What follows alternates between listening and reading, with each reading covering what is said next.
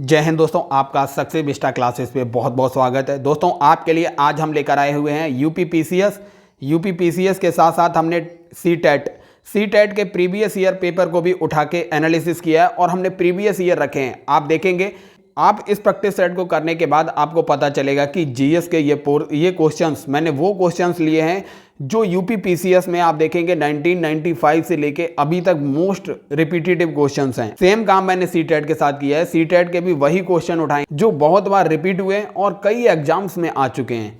तो आइए दोस्तों, बिना टाइम वेस्ट किए स्टार्ट करते हैं। ध्वनि का वेग अधिकतम होगा। तो दोस्तों निर्बाध में ध्वनि चलती ही नहीं है, वायु में, जल में, इस्पात में। तो ध्वनि का वेग सबसे ज़्यादा अधिकतम होता है ठोस में, इस्पात यहाँ पर ठोस है। अगला प्रश्न देखते हैं, निम्नलिखित में कौन विटामिन सी का सबसे अच्छा स्रोत है? तो दोस्तों विटामिन सी का सबसे अच्छा स्रोत है आंवला। और यूपी पीसीएस वाले खासकर याद रखें, यह प्रश्न कई बार पूछा गया है कि आंवला उत्तर प्रदेश में सबसे ज़्यादा कहाँ होता है? तो याद रखिए प्रतापगढ़ जो है यहाँ पर सबसे ज़्यादा आंवला होता है। दोस्तों ये कई बार क्वेश्चन रिपीट हुआ है, आंवला सबसे ज़्यादा कहाँ होता है। अगला प्रश्न देखते हैं, पुष्यमित्र शुंग के द्वारा अश्वमेध यज्ञ, जो 2 अश्वमेध यज्ञ पुष्यमित्र शुंग के द्वारा किए जाते हैं, इसकी जानकारी किस लेख से मिलती है? तो अयोध्या लेख जो है इसके द्वारा अश्वमेध यज्ञ 2 बार किया गया शुंग के द्वारा, इसकी जानकारी मिलती है। अगला प्रश्न देखते हैं दोस्तों। अगला प्रश्न है, सुरक्षा के लिए मराठों के राजस्व के जो दावे थे उनको किस नाम से जाना जाता था? तो दोस्तों इसका जो करेक्ट ऑप्शन है चौथ। जो सुरक्षा के लिए मराठे राजस्व वसूलते थे उसको चौथ कहते हैं। निम्नलिखित नेताओं में से किसने क्रांतिकारी संगठन अभिनव भारत समाज की स्थापना की? तो दोस्तों विनायक दामोदर सावरकर के द्वारा अभिनव भारत की स्थापना 1904 ईस्वी में की जाती है। आइए अगला प्रश्न देखते हैं, निम्नलिखित में से किस जीव का रक्त सफेद होता है? ये यूपी पीसीएस में प्रश्न पूछा गया। तिलचट्टे का जो रक्त होता है वो सफेद होता है। अगला प्रश्न देखते हैं, निम्नलिखित में से कौन विक्रमशिला विश्वविद्यालय का संस्थापक था? तो धर्मपाल, जो पाल वंश का शासक था धर्मपाल, इसके द्वारा विक्रमशिला विश्वविद्यालय की स्थापना होती है। अगला प्रश्न है, निम्नलिखित में से किसने Indian society of oriental art की स्थापना की? जो दोस्तों अवनींद्रनाथ टैगोर थे, इनके द्वारा Indian society of oriental art की स्थापना की गई। निम्नलिखित में से किसने भारत में स्वर्ण सिक्कों का प्रचलन नियमित उपयोग के लिए किया? तो विम कार्डफाइसिस के द्वारा नियमित स्वर्ण सिक्कों का प्रयोग किया गया।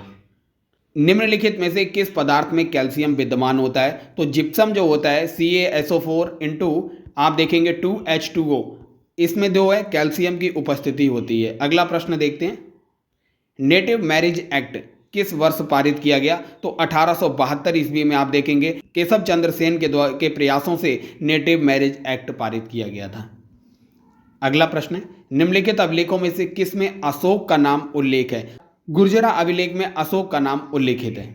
अगला प्रश्न है, ब्रिटिश ईस्ट इंडिया कंपनी ने चाय के व्यापारिक एकाधिकार को कब खो दिया? तो दोस्तों आपको पता है 1813 ईस्वी में चीन और चाय के व्यापार के अलावा सभी व्यापारिक एकाधिकार खो दिए गए थे।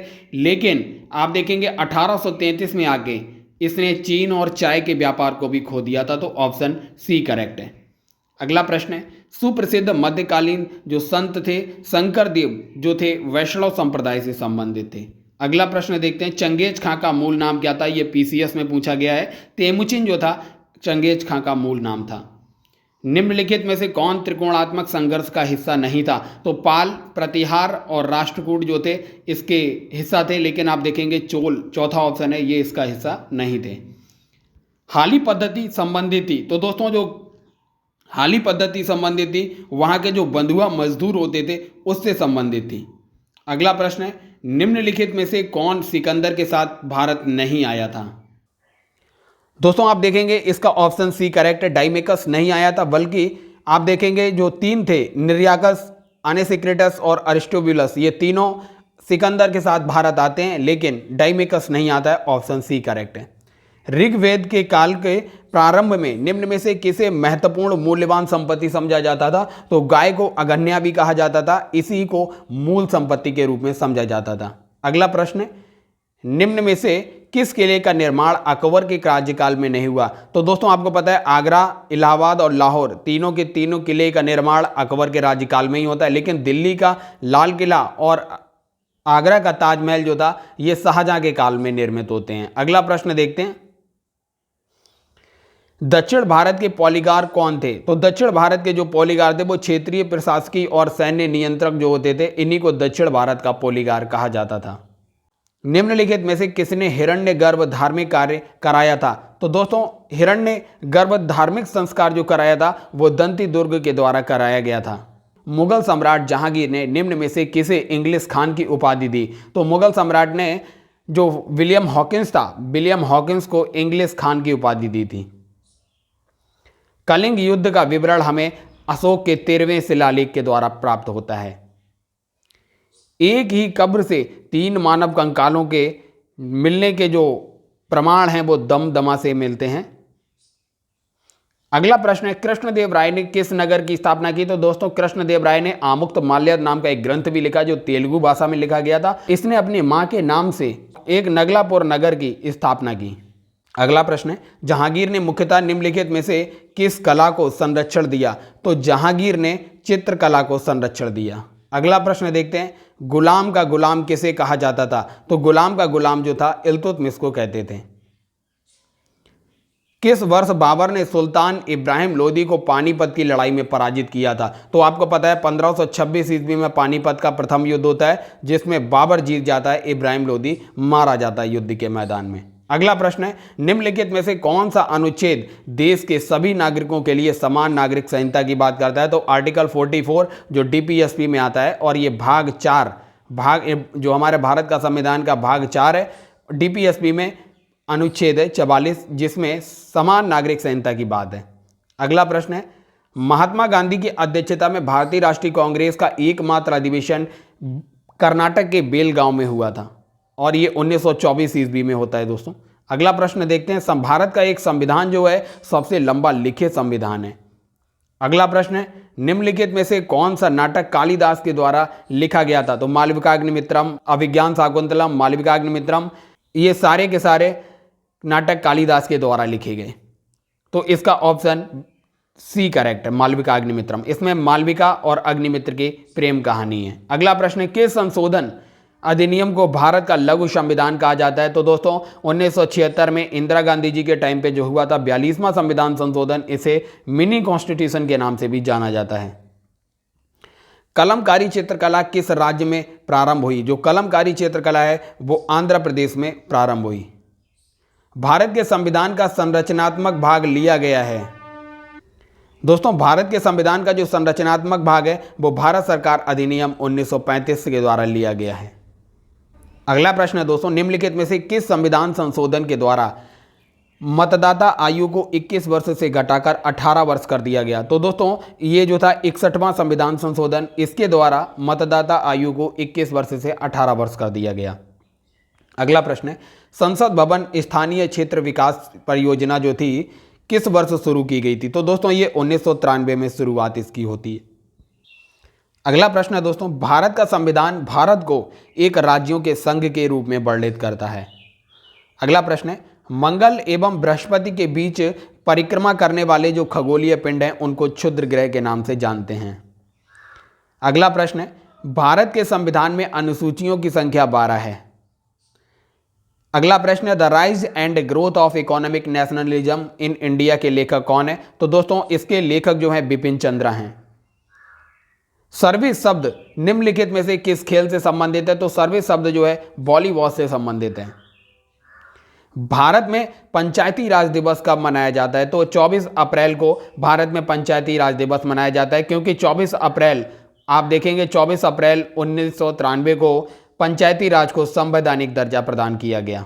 अगला प्रश्न देखते हैं, मसाई जातियां निम्नलिखित में से किस देश में हैं? तो मसाई जातियां जो हैं केन्या और तंजानिया से संबंधित हैं। अगला प्रश्न है, आनंद मठ के लेखक कौन है? आनंद मठ के लेखक है बंकिम चंद्र चटर्जी। अगला प्रश्न है, निम्नलिखित में से कौन सी एक चोटी भारत में अवस्थित नहीं है? दोस्तों कंचनजंगा सिक्किम में है, आपको पता है नंगा पर्वत और कामेत पर्वत भी भारत में ही है, लेकिन आप देखेंगे नामचा बरवा जो है ये अरुणाचल प्रदेश और तिब्बत के बॉर्डर पर है, तो ये ऑप्शन करेक्ट है, ये तिब्बत में पड़ती है नामचा बरवा। भूदान आंदोलन किसने प्रारंभ किया था? तो दोस्तों भूदान आंदोलन को प्रारंभ करने वाले जो भारत के स्वतंत्रता सेनानी थे विनोबा भावे थे। अगला प्रश्न है, लाइफ डिवाइन पुस्तक के लेखक कौन है? लाइफ डिवाइन पुस्तक जो लिखी गई वो अरविंद घोष के द्वारा लिखी गई। बंगाल की एशियाटिक सोसाइटी 1784 में जो स्थापित हुई उसके प्रवर्तक थे सर विलियम जोन्स। अगला प्रश्न है, भारत की संविधान सभा किसके अनुसार गठित की गई? भारत की संविधान सभा जो थी कैबिनेट मिशन योजना के अनुसार गठित की गई। अगला प्रश्न है, प्रथम भारतीय नोबेल पुरस्कार विजेता कौन थे? रविंद्रनाथ टैगोर जी को गीतांजलि पुस्तक के लिए 1913 ईस्वी में प्रथम नोबेल पुरस्कार मिलता है। अगला प्रश्न है, हमारा जो राष्ट्रीय गीत है वंदे मातरम, उसको आनंद मठ, जिसे बंकिम चंद्र चटर्जी के द्वारा लिखा गया, से लिया गया है। और दोस्तों आपको पता है गोदान जो लिखा गया है, गोदान उपन्यास मुंशी प्रेमचंद का है। और वहीं आप देखेंगे चित्रा जो है, चित्रा रविंद्रनाथ टैगोर के द्वारा लिखा गया। अगला प्रश्न देखते हैं, भारत का जो राष्ट्रीय पंचांग है किस संबंध पर आधारित है? तो दोस्तों भारत का राष्ट्रीय पंचांग जो है वो शक संवत जो 78 ईस्वी आप देखेंगे 78 ईस्वी से प्रारंभ माना जाता है और कनिष्क के द्वारा इसका संबंध है। अगला प्रश्न है, दिल्ली में केंद्रीय सचिवालय के उत्तरी और दक्षिणी खंडों का वास्तुविद कौन था? एडवर्ड लुटियंस जो थे इसके वास्तुविद थे। अगला प्रश्न देखते हैं, निम्नलिखित में से कौन सी कृति रविंद्रनाथ टैगोर की नहीं है? दोस्तों आप देखेंगे चित्रा, द कोर्ट डांसर और चित्रांगदा, ये तीनों रविंद्रनाथ टैगोर की हैं। वहीं कपाल कुंडला जो है इनके द्वारा नहीं लिखी गई है। अगला प्रश्न है, भारत की शासन व्यवस्था में पहली बार प्रतिनिधि एवं लोकप्रिय तत्व को समाविष्ट करने का प्रयास किस वर्ष किया गया था? दोस्तों 1861 का जो भारतीय परिषद अधिनियम था उसके द्वारा यह प्रावधान किया गया था। किस गवर्नर के काल के दौरान 1921 में ईस्वी में कलकत्ता में विक्टोरिया मेमोरियल हॉल का निर्माण किया गया? तो दोस्तों रीडिंग जो था, रीडिंग के कार्यकाल में ऐसा किया गया था। नई दिल्ली शहर के रूपांकन में कौन शामिल था? एडवर्ड लुटियंस और एडवर्ड वेकर जो थे नई दिल्ली के रूपांकन में शामिल थे। अगला प्रश्न है, 1898 में जो बनारस में सेंट्रल हिंदू कॉलेज स्थापित किया गया था, बाद में इसे बनारस हिंदू विश्वविद्यालय को केंद्र बना दिया गया। इसकी स्थापना में महत्वपूर्ण योगदान जो था एनी बेसेंट का था। अगला प्रश्न है, भारत के राष्ट्रीय ध्वज का डिजाइन तैयार किसके द्वारा किया गया? तो पिंगली वेंकैया के द्वारा भारतीय राष्ट्रध्वज का डिजाइन तैयार किया गया।